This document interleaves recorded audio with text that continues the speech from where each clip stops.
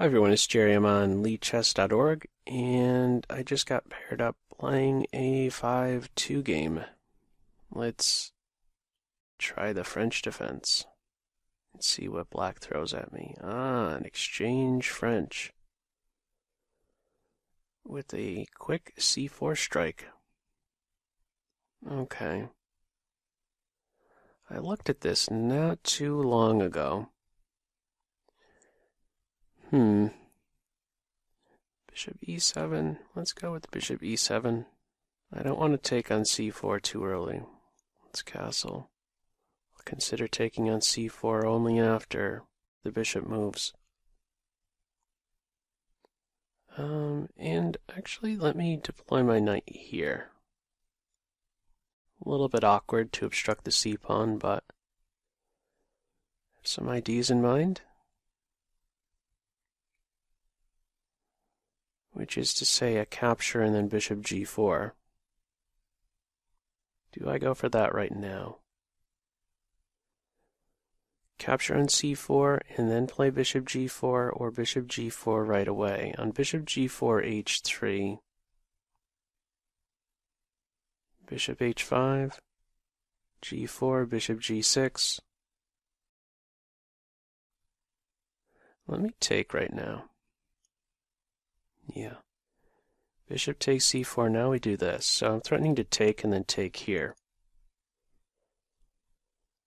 Okay, yeah, I'm recalling now. There was this move. If bishop e2, there was this move, rook to b8. Okay, so now what to do? They're in a pin, which is nice. I think still rook to b8, this move is good. Just protecting b7, rook b8 on h3, I take the knight, take on d4. Let's try this. Maybe not such a good move. Okay. I was thinking they could push and then take on a7, but can I not just take the knight now and then take on d4? I'm on their queen, there's no time to pin my knight. Are they really going to take with the pawn? Oh, they hesitated. Okay, so that hesitation tells me that they didn't calculate this. So I think they have to just pitch the pawn. They can't. If they damage their structure like that, that's still like being up a pawn, maybe even more. Might be exaggerating some with that, but you know, to wreck your own pawn, your own king shelter like that, double isolated f pawns, isolated h pawn. What would I do if they go for that? They are going for that. Wow. Okay. Well, what would I like to have happen here? I'd like the dark square bishops exchange and then anchor knight right on f4. And he will bring the pain. I could also look to play bishop d6. Bishop d6, bishop g5 is a bit awkward.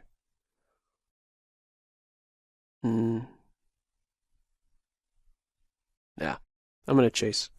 I'm going to chase that bishop away if he plays to g5. Bishop g3 at the end, I'll take. Pawn takes, and they'll be pretty weakened. Didn't consider that. What about knight h5, focusing on these squares here? These are the squares they've weakened. They're kingside. So knight h5 and then bishop here is an idea. Knight h5, knight takes bishop, queen takes. 2 knights versus 2 bishops, but I should be able to find fine homes for my pieces. No?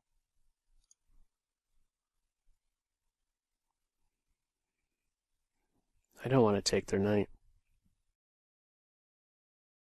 Straightens out their pawns. I have to deal with this.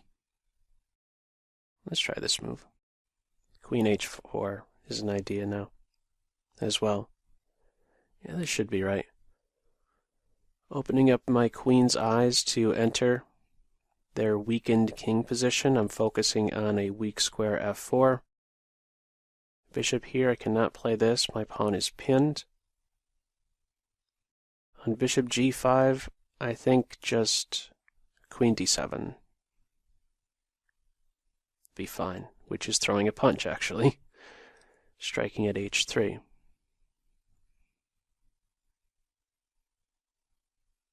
I would just like to see this. It helps improve my knight position.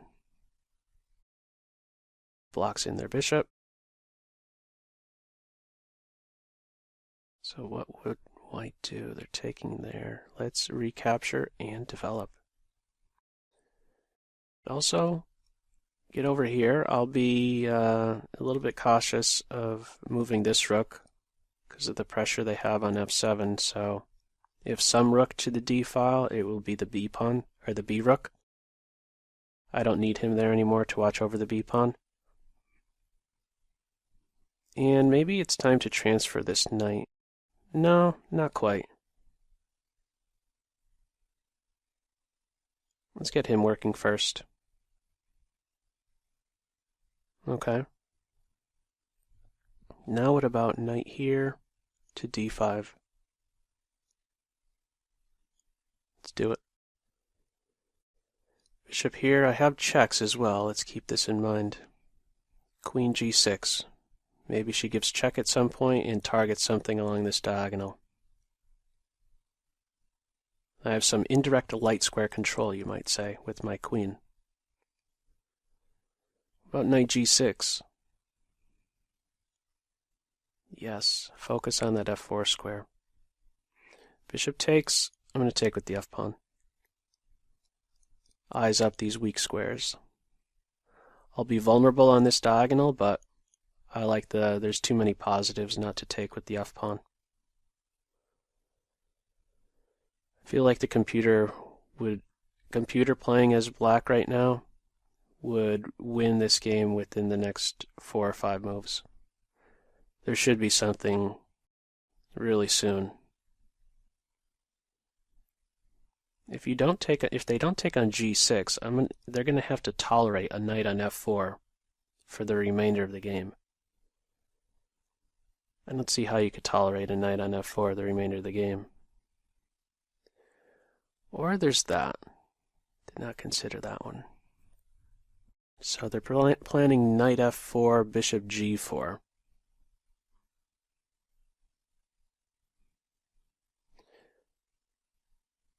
Okay. I could go with knight h4. Maybe I still just jump in.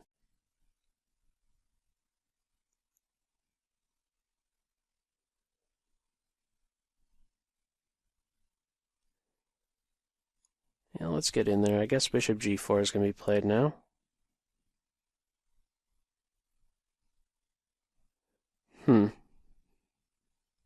Always just centralize. Get this rook working.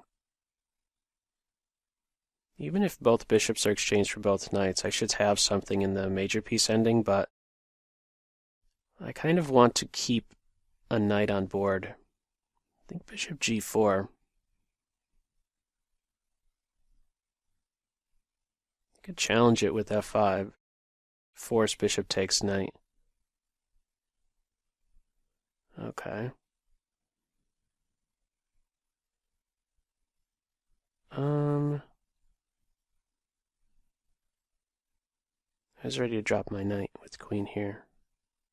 Let's do this.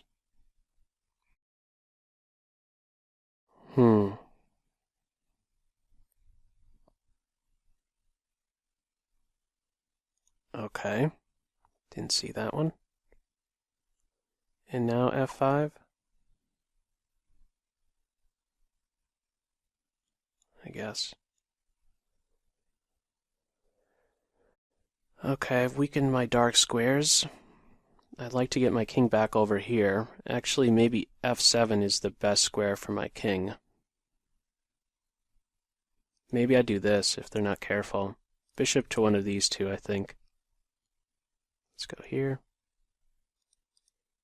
Get my queen here. They don't have a light square bishop. Let's centralize my queen, put her on a light square. Bishop h6 could be played. Queen d5.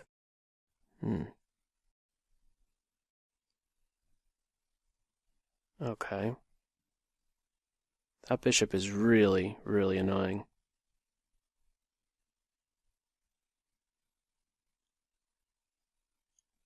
Let's go here. This is a good move. Pawn pushes, otherwise I was going to go here. Wonder if I could have played there one move sooner.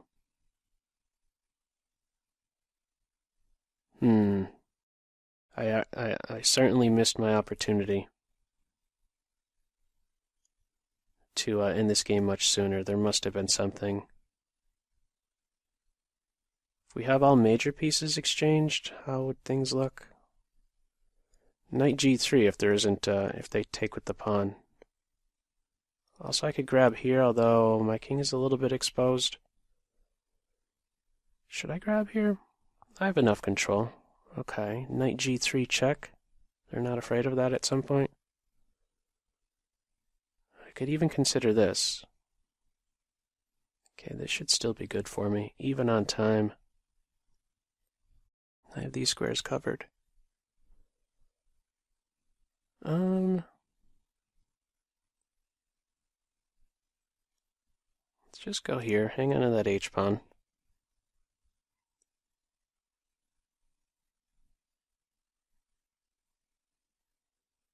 Rook here. Oh, I could have given a check and then landed a fork.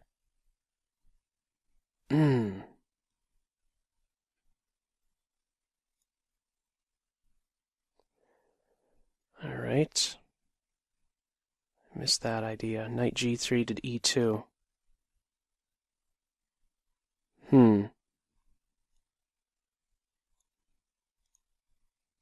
have this square covered.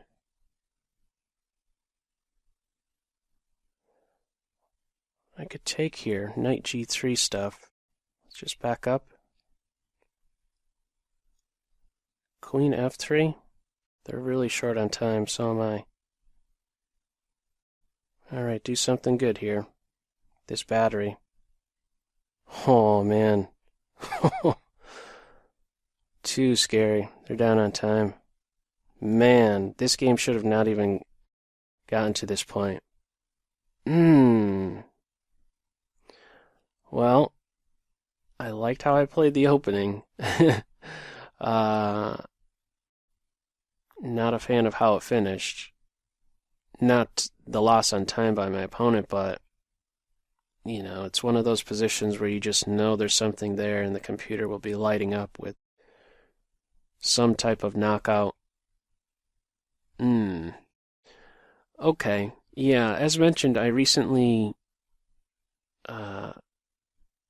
had a game. Yeah, I don't know how far back, but I remember looking at this one with Stockfish 7, and it's suggesting this idea of, in this line here where we have the exchange French, just going with these natural moves, bishop e7, castles, and then this knight c6 move, putting pressure on d4. You have to be a little bit careful as black because this, you know, I've done this before where you take after the bishop has moved, they recapture, and then you come out here, pin. But you have to be careful of this stuff, where they break the pin like so, and then have a really strong knight on e5, and then you always have to be concerned of this type of stuff, your bishop getting trapped, or even h4, h5 stuff. So this knight c6 move prior to declaring your light square bishop's intentions has, you know, we're as black, you're putting some pressure on d4, so you're threatening to play bishop g4 and on h3, take the knight out, and then take on d4. So this is the idea. It's not always a good idea to obstruct the c-pawn like this, but this is the idea, at least, behind it. To put pressure on d4 with the knight, with the bishop, who takes out a defender of d4. This knight c6 move coupled with rook to b8. I know rook to b8 was suggested if bishop e2 was played. Let me put the evaluation on right around here. I know Stockfish 7 was pointing out on bishop e2 this rook to b8 move. Yeah, I know that this is a move. And on push, you could calling for knight to b4, but thought you could also take and then play knight here. It's another one. But yeah, this move here is so that b7 is defended. If now h3, you could simply take and then take on d4, and you're not dropping b2. You're simply up a pawn with a strong knight in the center. So how did it play out? I took on c4. They developed rook to b8. It was just pointing that out. And now h3. So this is no good. As we saw, takes, pawn takes, and now it's a pawn advantage. If they take with the queen, I'm just taking here. Takes again. I'm on the bishop. I'm up a pawn. b2 is defended. Yeah. Black is doing well here. So they took with the pawn, and now how could I have done better? I played bishop d6 here. Wants to go straight in for queen d7. Immediately observing these weakened squares around the white king, threatening to win the h3 pawn. King g2.